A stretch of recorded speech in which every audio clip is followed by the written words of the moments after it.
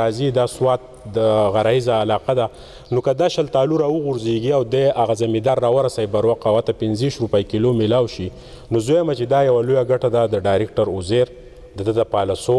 بیا د امان روم باچا غونته سړی او بل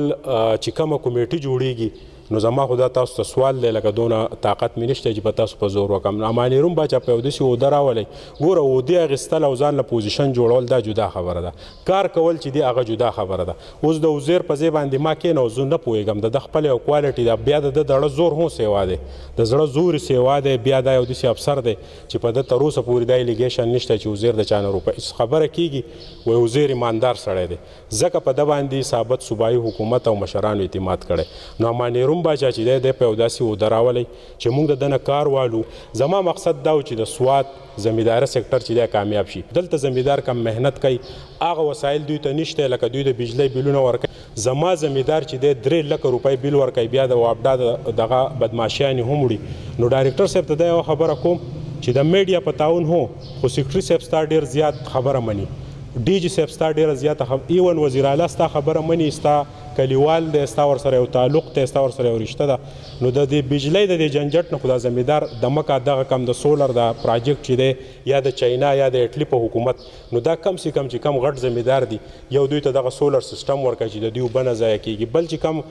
ان جي اوز دي ارګنایزیشن دي هغه غیر ضروري کارونه کوي لختي هغه سړي له ورکوي چې د هغه په کار نه په کار دا ده چې دا زمیندار له ورکړي دا په یو ښځې باندې تور پیپ هغه سړي له ورکوي چې هغه ووټ ورکړی لکه زنګ د مشر خبره وکړه زه خو چونکې د صوبایي حکومت ډېر خلاف خبره په دې نه کوم چې هغوی ډېر غټ کار کړی خو دا څه په دې کوم چې تاسو مې مرګرتیا وکئ چې دی پیپ ولې داسې یو سړي له ورکوي چې د هغه په کوټه بیا انور ته پروت وي زمیندار له ولې نه ورکوي چې د اوبه په پولو کې ضایع کېږي دی د بجلی څونه بیل ورکوي چې 3 لکه روپۍ یو زمیندار ته پاتې کېږي دی به نوره ترقي کوي زویم امان روم باچا داسې یو سړی دی چې دی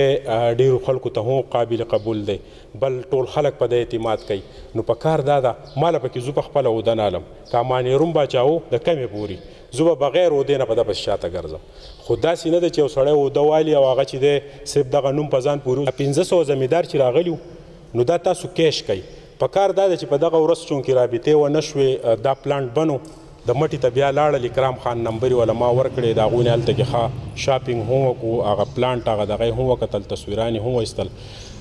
ډایرکټر صاحب چونکې زمونږ طرف ته شو نو په لانډاکۍ چونکې زمونږ ګیټ وی ده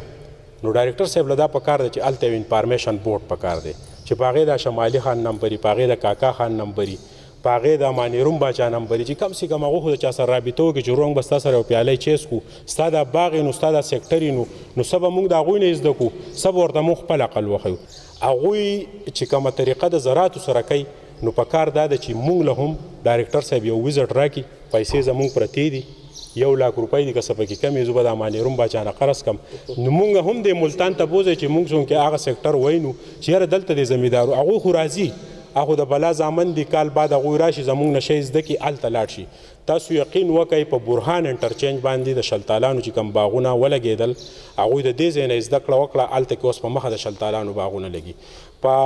دغه کې چې دی په اټک کې د شلتالانو باغونه ولګېدل نو دا د سوات د زمیندارو ګټه ده د سوات زمیندار چې دی زویمه چې په پوره دنیا کې دوی ته ایکسیز حاصل شي بیا ډایرکټر صاحب د لیټري وکړي امبیسو ته کاکا خان هوښیار سړی دی نور دغه دی دوی د ولیږي د بهر ملک ویزټونو دپاره چې یاره دوی هلته د خپل ریسورسز هغوی ته دغه کړي د هغوی نه څه زده کړي نو دا به هم په دې طریقه کېږي درنګ جهان مننه ډېره شکریا ادا کوم د ډایرکټر صاحب صدیق صاحب چونکې بدل شو الله تعالی دې هلته کامیاب کړي او د خیبر پښتونخوا حکومت چې دی د هغې د پالسونګ ستاینه کوو د محمود خان چې هغه ډېر ښه کردار د زراعت دپاره ولوبو ډېره مننه شکریه